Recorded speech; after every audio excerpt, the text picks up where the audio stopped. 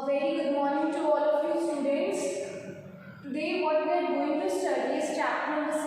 Okay, so we are going to start our chapter number 2, part 1. Okay, and what is the name of your chapter, student? Is kingdom classification.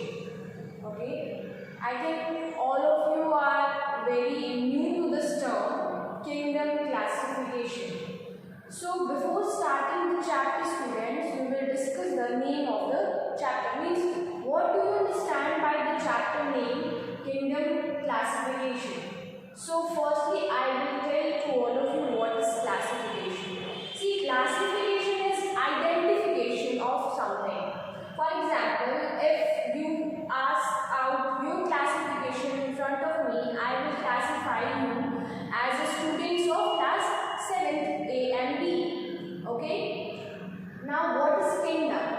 So, kingdom classification is a classification, students, which is done for all the living organisms which exist on earth. Okay. So, basically, in kingdom classification, we classify all the animals, whether it is unicellular or multicellular, into some categories. Okay. And that is known as kingdom classification. Okay.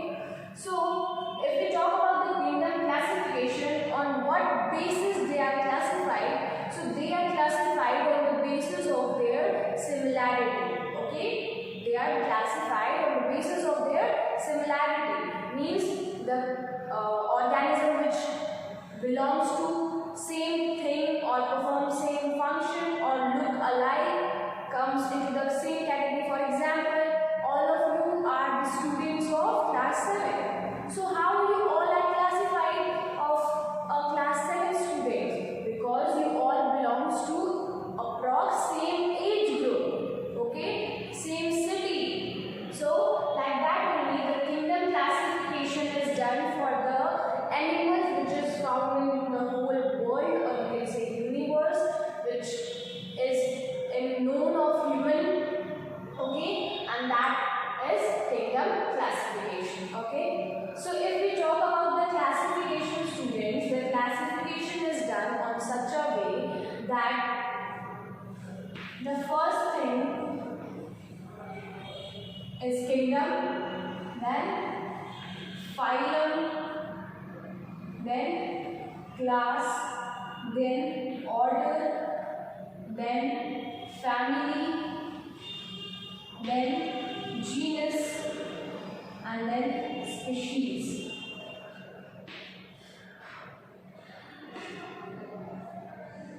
So now what is this, student? Kingdom, phylum, class, order, family, genus, species. So if you want to understand this, you have to understand this with a particular example. So if I want to address all of you, that for example, if there is a student of our class whose name is Abid, I'm just saying a name, and he belongs to this school, okay, then how he will address him? He will address him that I am an Indian, okay, then okay, he will know that that boy is an Indian. Then he say that I live in UP, okay, that he lives in UP. Okay, then again he will mention that in UP I live in Gorakhpur. Okay, then we will know that okay, he lives in Gorakhpur. And then he will say that in Gorakhpur I study in Sacred Hearts Academy. Okay, so like that only, students, kingdom, phylum, class, order, family, genus, species. Kingdom is a broad spectrum. Okay, means the student is saying that I live in India. India is a broad thing. Okay, so in kingdom you can take that broad as a country. Then inside the country you find some states. In states you find city.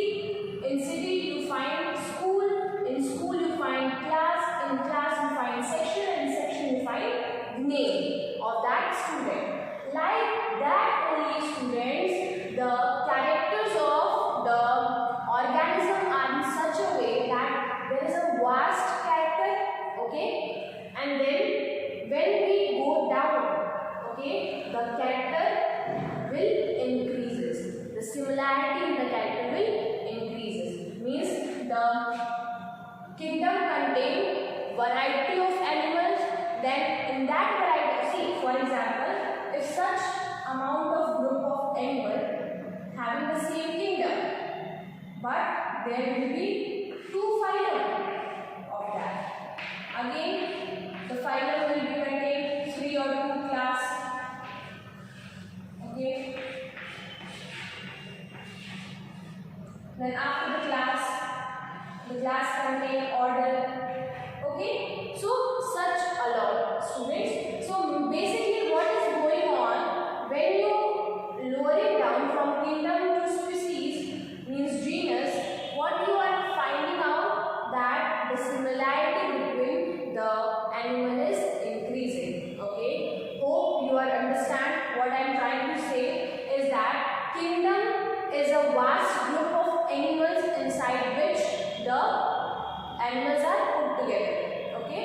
For classification, not it's physically anything where the animals are put. For identification of animals, we for study to what are the characters of that animal, what are the features of that animal. For study point of view, we group the animals on the basis of their characters. Okay. Now you understood? So on the basis of their character, we put the animals into categories. Okay. So on broad spectrum, they are kept into kingdom. Okay. Now,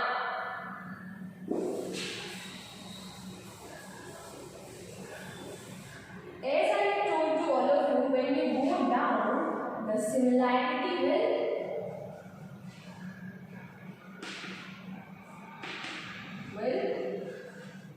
increases. Okay. When you goes up, similarity will decreases. Okay.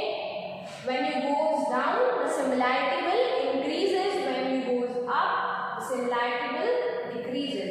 Means the animals which are grouped together into a kingdom, they may belong to different phylums, but the kingdom which are grouped together in the same phylum, they may belong to different class.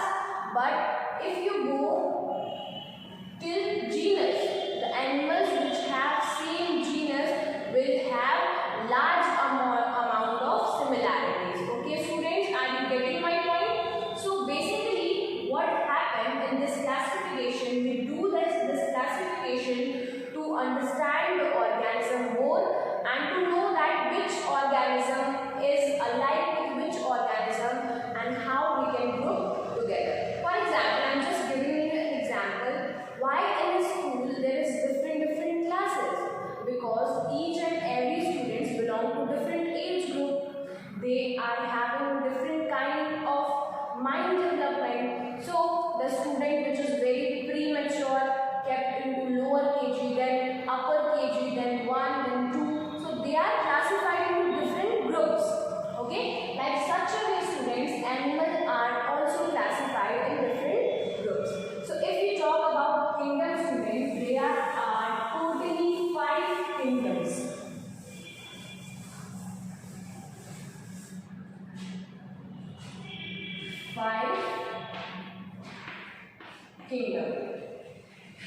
So all the living organism in the world student is divided into 5 kingdoms. Okay, means there are millions and trillions of types of animals. Animal means living organism. Okay, it includes plant also. Okay, so there are lots of million or trillion varieties of living organisms.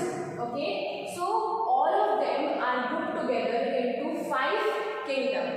Now, on what basis they are kept into these 5 kingdoms is the type of their cell. Okay, on the basis of their cell type, they are put together in 5 kingdoms. So now we will see who had given this 5 kingdom term is R.H. Whittaker. So R.H. Whittaker was the scientist who gave this 5-kingdom classification term. Okay, 5-kingdom classification term was given by the scientist R.H. Whittaker. Initially, students, when the classification was done, there was only 2 classifications, not 5, and that was plant and animal. Means the living organism was grouped into 2 groups only. Those who were not locomoting or but showing the reproduction, they were grouped into a plant. And those who are locomotion means students which show motion. Okay, then they were kept into the category of animals. So R.H. Whittaker was the scientist who gave the term of 5-kingdom classification. Now, what is 5-kingdom classification? We will study.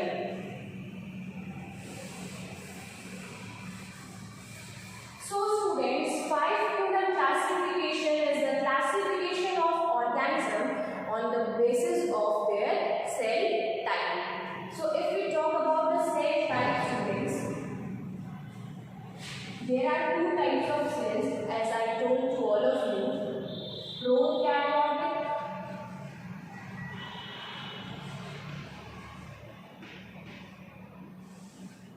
and eukaryotic.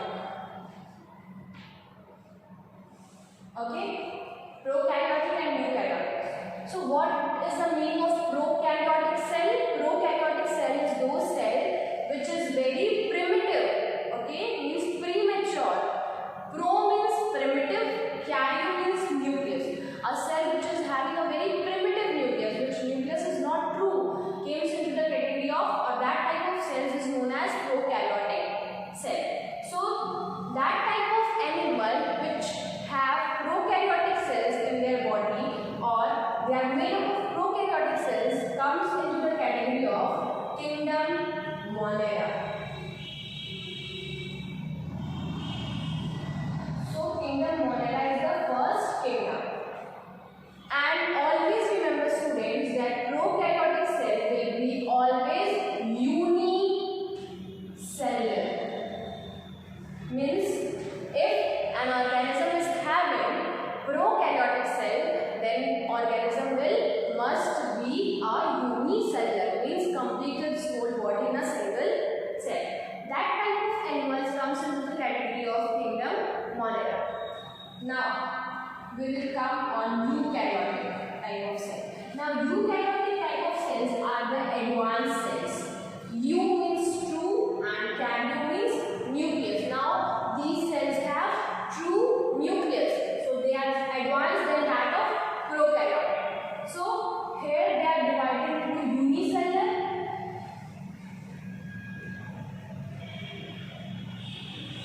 means eukaryotic but completes its whole body in a single cell, and multicellular.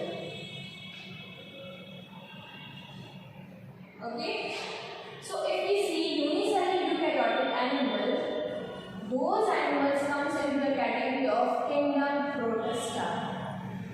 Protista. So kingdom Protista is those animal students who are unicellular and eukaryotic in nature.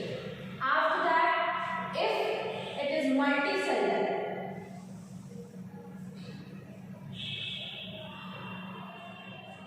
if it is having cell wall, then it comes into the category of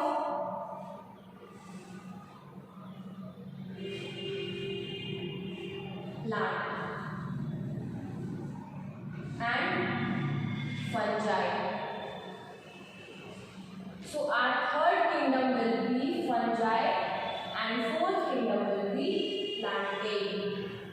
Now why plantae and fungi are in different kingdom?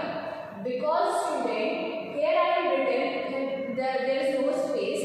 So here I have written they are eukaryotic, multicellular, have cell wall, but the cell does not contain chlorophyll. Which cell? Fungi cells does not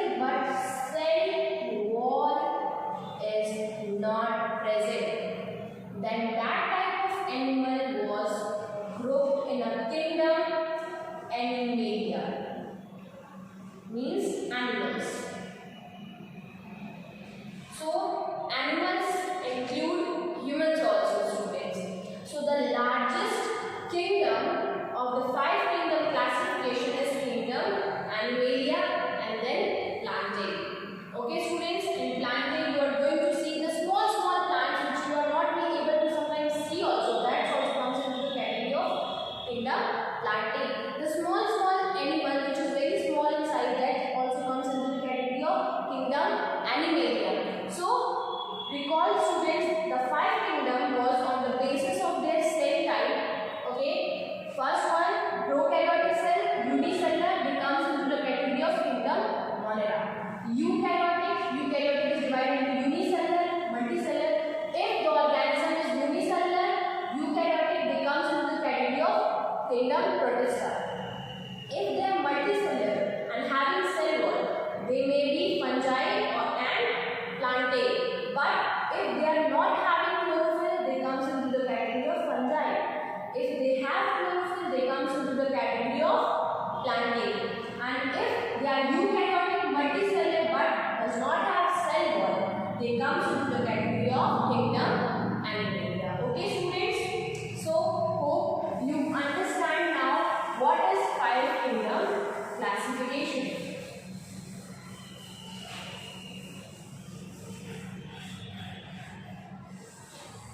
Now we will write it here.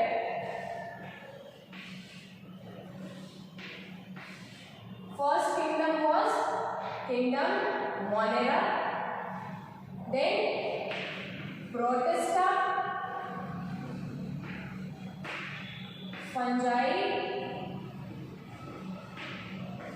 plantae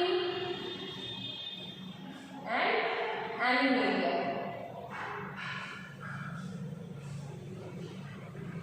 Okay, so I had already told to all of you that which type of cells kingdom Monera will have. See, all of you, it's a kingdom.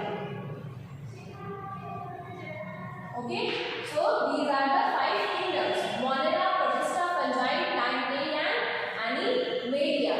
Okay, now students, what you have to do, there is a graph given in your chapter. Okay, the second chapter of this on the second page of your chapter, you have to draw that graph. Okay, it's a flow chart, not graph. It's a flow chart which I had drawn earlier, which I had just rubbed. You have to draw that flow chart. Okay, and you have to revise what I had taught you, because this is very new to all of you, that kingdom classification. So right now you will face some difficulty to understand this chapter. So what you have to do, to watch my video 1 to 2 times, because you had not studied your 6th class. Okay, you had studied your 6th class online. Okay, so in 7th class this is very new to all of you. So watch my video 2 times at least. Okay, and what you have to do is to draw the chart, flow chart, which I had drawn earlier.